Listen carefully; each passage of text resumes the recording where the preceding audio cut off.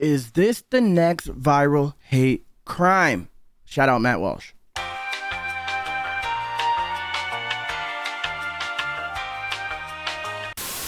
What is good? I don't have an intro for this, but this is a video that I'm watching on live stream right now. Shout out to the squad, so it would be kind of awkward for me to run through an intro and try to come up with one right now. So I'm just going to say, this is Matt Walsh. I already said this is is this the next viral hate crime hoax? I'm interested. Let's get into it, man. Let's just jump into it. Make sure you like, comment, subscribe, hit that notification bell to be notified whenever I drop.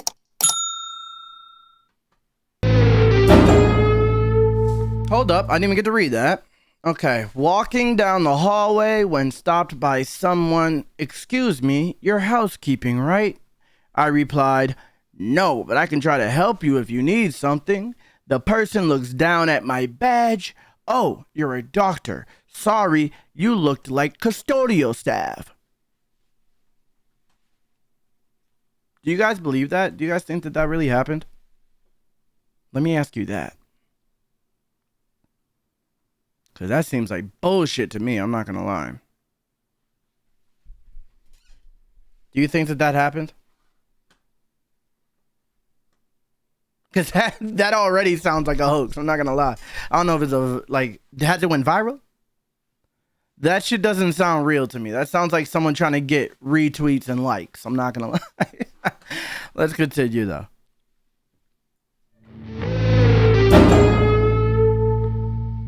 Today we cancel a man by the name of Dr. Ty Winters. Now, what you should know about Dr. Winters is that he is a very woke hold on. He's saying we're canceling them? Us on the right are canceling him? Is what he's saying? Or just Matt Walsh's people are canceling him? Is that what he's getting at? And that's important context here. He calls himself a social... What you should know about Dr. Winters is that he is a very woke doctor. And that's important context. Which he calls himself a social justice warrior in his Twitter bio, and needless to say, he lists his pronouns, which are he, him, by the way. Social justice he also includes warrior. The hashtag fight with your privilege. Hashtag fight with your privilege. I think what he means is probably fight against your privilege or fight your privilege, but the phrasing makes it sound like he's exhorting us to fight with it, meaning use it like a weapon. And when I say fight with your sword, like fight with your privilege, use it as a weapon. It sounds like what he's saying, which ironically is exactly what he does. Now, the rest of his page is littered with all kinds of woke graffiti. He's also affiliated with something called the Tour for Diversity. In summary, Dr. Winters is very concerned with racism and microaggressions and diversity and tolerance and all the things that you're required to care about these days. And wouldn't you know it, what a strange turn of events. Recently, Dr. Winters had an interaction with somebody who just so happened to reinforce all of these talking points. It's crazy how that happens. It's pretty common coincidence. The people who spend the most time talking about racism are usually the ones who happen to encounter the most absurdly racist people in real life. Yeah, that's just magically how it happens, right? That is magically how it happens. The people who are the most vocal about it on Twitter, anywhere on social media, they magically have the most run-ins with racists in life. Somehow, it's like the universe is setting them up to be revolutionaries. The universe just got their back. Like, yeah, no, we need you to set this person straight and then use it as a teaching moment to your followers. You are the one that God is speaking to in the Bible. Yeah, that's you. That's you, doctor. Whatever his name is. That's you. Only we never see those encounters. We just have to take their word for it. Strange how that happens. So the doctor tweeted this on Friday, along with a selfie where he appears wearing a fresh suit with a badge that says doctor. The tweet says, walking down the hallway when stopped by someone. But never catch her on camera. Excuse me, you're housekeeping, right? I replied, no, but I can try to help you if you need something. Bro, no one looked at this dude and said, you're housekeeping. No one said that. He's pissing me off. I'm not going to lie. He's triggering me already. He is triggering me. Nobody said that. Not one fucking person. Yo, I'm sick of people like this. These people are truly sick people. People who do I'm sick of them, but they are sick. This is disgusting. There's no one thought you were a custodian. Get the fuck out of here. Hold on, let me press my button. Stop it. Get some help. Get some fucking help, nigga. Get out of here. And it says doctor on your fucking lanyard. Nobody confused you for a custodian, you dummy. Nobody. You're lying your ass off. You are lying your ass off. And you're a doctor? And you said he's a pediatrician? You said he's a pediatrician? This dude is dealing with children? Oh my God. It's the worst. This is the worst. Yo, I can't stand people, bro. I can't fucking stand people. I can't. The person looks down at my badge. Oh, you're a doctor? Sorry, you look like the custodial staff. Yeah, and the person said sorry. So therefore, and hold on. That last part right there is what like the whole entire interaction hangs on. That part right there where he says, sorry, you look like the custodial staff. That's what this entire thing stands on. And I guarantee that didn't happen. If all of this happened, walking down the hallway, someone stops me, says, your housekeeping right? I reply, no, but I can help you. The person looks down at my badge. Oh, you're a doctor? That could have happened. I guarantee, sorry, you look like custodial staff. Did not, I guarantee that didn't happen. Even if the rest of that happened. If it was an honest mistake. And the person, like, come on, bro. The most that person said was sorry. If they did do it, maybe they were having a tough day and their vision is like, they're just like not noticing shit because they're going through a lot. You know, who knows if that person didn't see that you're a doctor, but looking at your badge automatically makes it so you don't look like a custodian. So I guarantee that person didn't say that. You just sound stupid trying to say something like that. Custodial staff. They want to be victims. Exactly. My God. I mean, I shouldn't be laughing. It's terrible. That's the terrible rate. The racism is out of control. I shouldn't be laughing. It's terrible. Because that obviously is the not at all subtle point here. The other person was clearly Facts Nation. Nobody would say custodial staff. No one would say that. Like, legit. There's so many reasons why this is a goddamn lie. No one is going to say, oh my God, you look like custodial staff. And in a hospital, someone asked if you're housekeeping. It sounds like they work at the hospital if they said that. Like, what do you mean? No one says housekeeping if you're not at a fucking hotel. No one says that. This dude made this entire shit up. Racist, and that's why they assume yes, they would say janitor, maybe even custodian, but they're not saying custodial staff. Nobody's saying that. Black man must be a janitor. And the racism is out of control. Because that obviously is the not at all subtle point here. The other person was clearly racist, and that's why they assume that a black man must be a janitor. And the tweet quickly went viral with lots of leftists sharing it and expressing outrage. I mean, they were flabbergasted. They knew racism. How come I keep pausing? Obviously, y'all know what this is. Y'all know. I wish I had my pause button. But I might have to bring that back. But everybody, when you hear a story like this, after Jussie Smollett, everybody should be going through stories like this and being like, hold on, let's go through this first and see if this could be true, or like how let's look for make sure this is true before we start just like throwing things around, start saying things about people.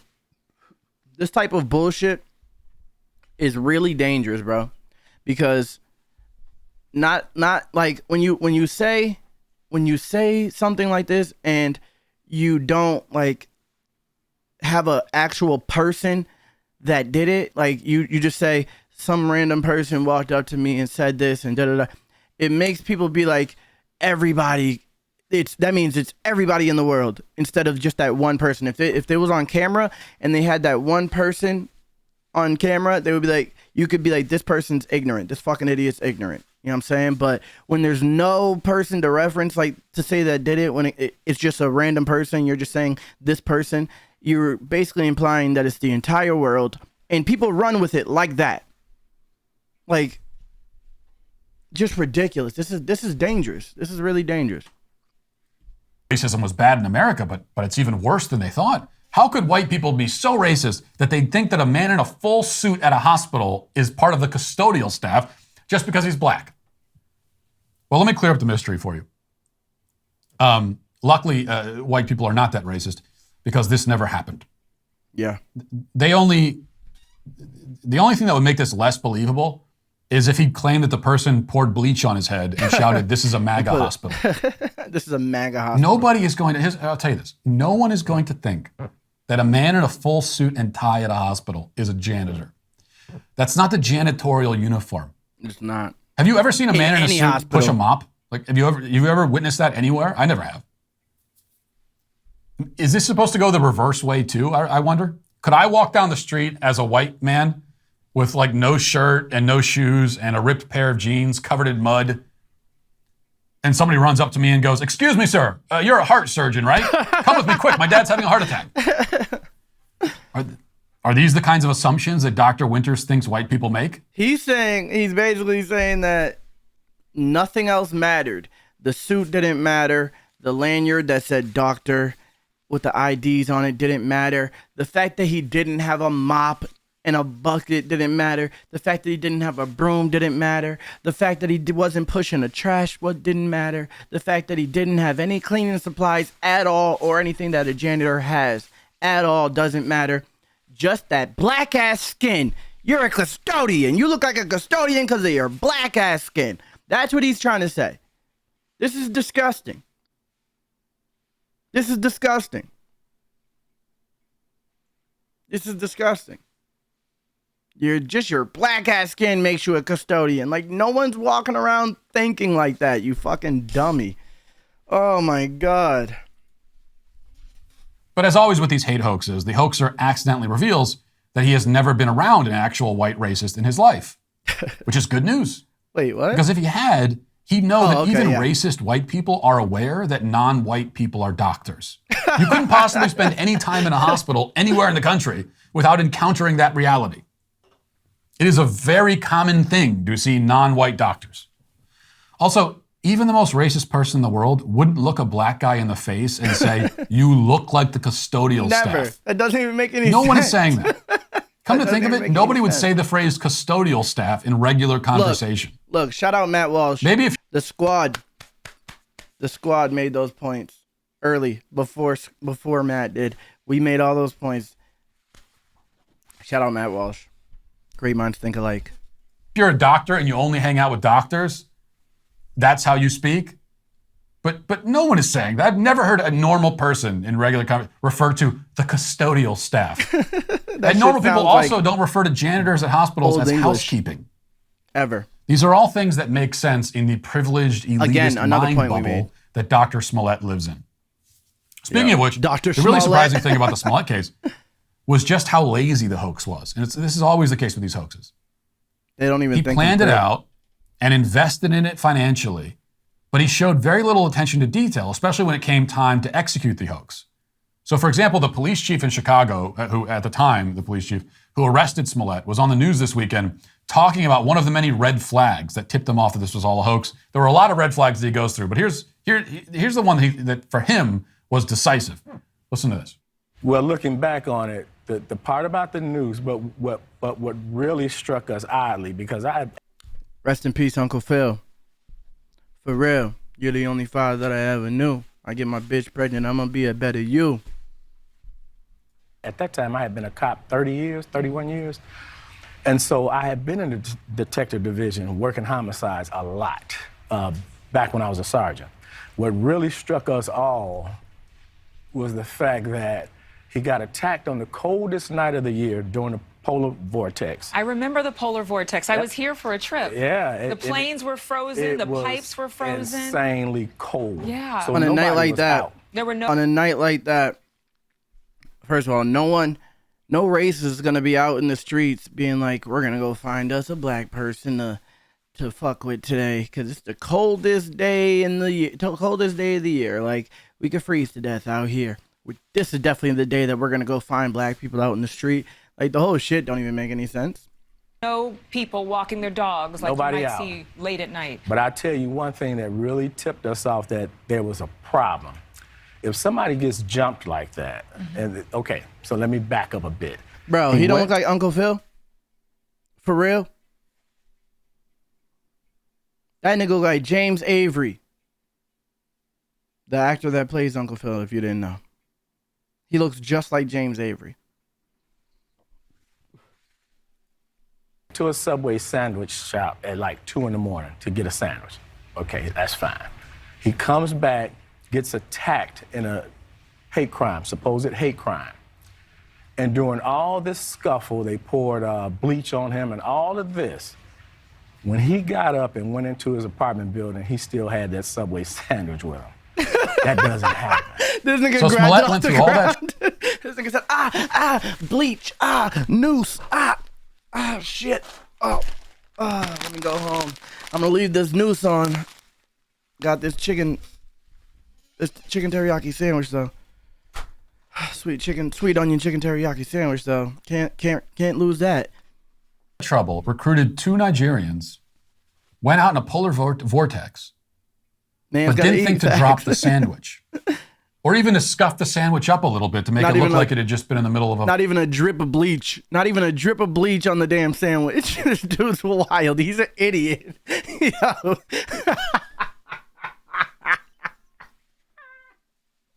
He's such a fucking dummy, bro. He's like a child, bro. That's some shit I would have came up with as a kid. Like, that whole hoax is just like so stupid. Just like to really think about how this dude executed this shit. He's like he's a clown, bro.